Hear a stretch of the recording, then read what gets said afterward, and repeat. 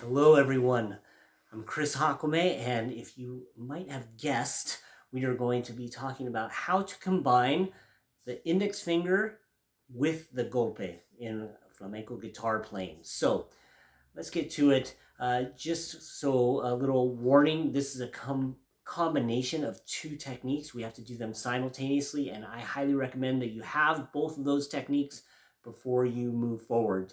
If you have never done the index finger strum and never done a golpe with flamenco guitar, then I would not recommend starting here. However, I do have videos on both of those techniques. I'm going to try to remember to leave those links in the description below. So get to those first and then start combining them. So when we talk about combining these two techniques, we're trying to do two things simultaneously. We have the extension with the index finger, and then we have the golpe with our third finger, okay? So let's talk about the fingers first. Our first finger would be tucked, and then our third finger is going to be extended, and then we're going to reverse it. So this could be a really good first exercise just to get the independence of those fingers, where you just alternate extension between the first and third finger. So there you go. That is a great little exercise to do. However, that is not going to solve the problem, in my opinion. I think there's some people that can play the golpe and the thumb, or the index finger strum rather, with just those movements. I'm not one of those people, so we're going to talk about some other options for you. A lot of people can struggle with this technique as far as I'm concerned. When teaching, I find a lot of people like, I don't know how to do this. And then we go over these different ways. I do want to tell you that none of this is absolute. My goal is to share with you a bunch of different concepts that you can use to work with your own movement, the way you play the guitar, and hopefully find something to accomplish the index finger strum with the golpe at the same time. That's it. I'm just going to share a couple of ideas with you. That first would be just to have the independence of those two, because that is a factor in playing this, okay? But now let's get to beyond what these two fingers are. Beyond our fingers is our wrist, and our wrist moves in a bunch of different ways. So my first thing that I would share with you is that your wrist can go like this. I can move my pinky towards my ulna and my thumb towards my radius, okay? So I can go like that. And this doesn't seem like, you're like, why is he telling me this? Well, it's because, in my opinion, there should be, if my hand is neutral here, my hand will cant itself. It'll bring my pinky closer to my ulna that way. As I do this, as I combine these two, I'm bringing that, you see my wrist move like that. Okay?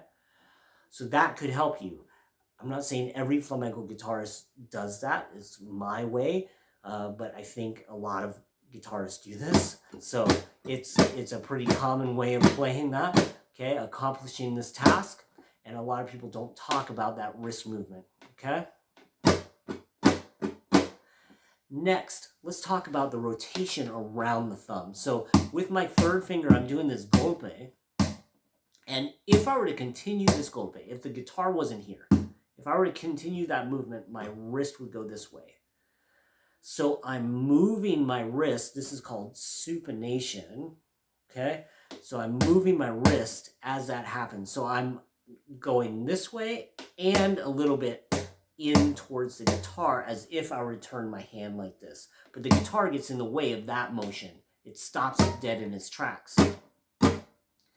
So now we have this. It's a deviation, I think, because it's going away, maybe because it's going away from the radius. It's called radial deviation. It's going away. Could be ulnar deviation. Anyway, it's a deviation nonetheless. And then we have the supination, okay? Those two. And now I'm not saying you have to do both. I'm just saying look at what you're doing, and maybe one of those, you're like, I can't get it. And then you start thinking about one of those, and all of a sudden your golpe and the index finger happens, okay? So now we talked about the different movements, the fingers, the wrists, the different wrist movements. And now what we're going to do is we're going to just do every once in a while, go 1, 2, 3, 4. 1, 2, 3, 4. Excuse me. 1, 2, 3, 4. 1, 2, 3, 4. 1, 2, 3, 4. 1, 2, 3, 4. Okay? I would do that a bunch until you can get that consistent where you can play that on the 1. You can also, like right now, we're doing that in time. If you just have to sit there and go super slow and go extend while that third finger goes down. That's okay. Just take the time to do that. And then put it in time, have a little bit of that consistency. Then you can, I would go 1, 1, 2, 3, 4, 1, 2, 3, 4, 1, 2, 3, 4, 1, 2, 3, 4, 1, 2, 3, 4, 1, and you can go 1, 1, 1, 1, where you just do it on every single one, okay? But really what we're doing ultimately in flamenco is that you would have the ability to add this in wherever you want. The next level of difficulty would be with that index finger strum and adding that up strum and then being able to do this. So let's go the 1, 2, 3, 4 route where we go 1, 2, 3, 4, 1, 2, and now add the ups of the index in between. We go 1 and 2 and 3 and 4 and 1 and 2 and 3 and 4 and 1 and 2 and 3 and 4.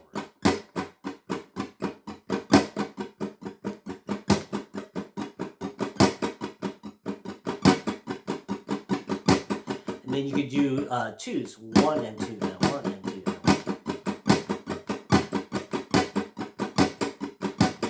1. So I mentioned those movements because right now when I'm playing, I'm watching in the screen. You can't really see. It's not as exaggerated when I'm actually playing. So those can be missed. Yeah. But if I slow it down, then you start seeing it a little bit more, okay? All right. Let me know if you have any questions at all. I hope this has helped you. I hope some of these ideas will help you be able to get the simultaneous index finger strum with the golpe. It's a complex technique. As we've seen, we can unpackage it and look at all these different movements. Maybe one of those could help you unlock the code for your personal physiology and the way your biomechanics work, okay? Let me know if you have any questions. My contact info is below. If you have any questions about this technique or any other technique in flamenco guitar, feel free to get in touch with me. I wish you all the best, much success in your guitar playing and in your life, okay? Thanks so much. Have a great day. Bye-bye.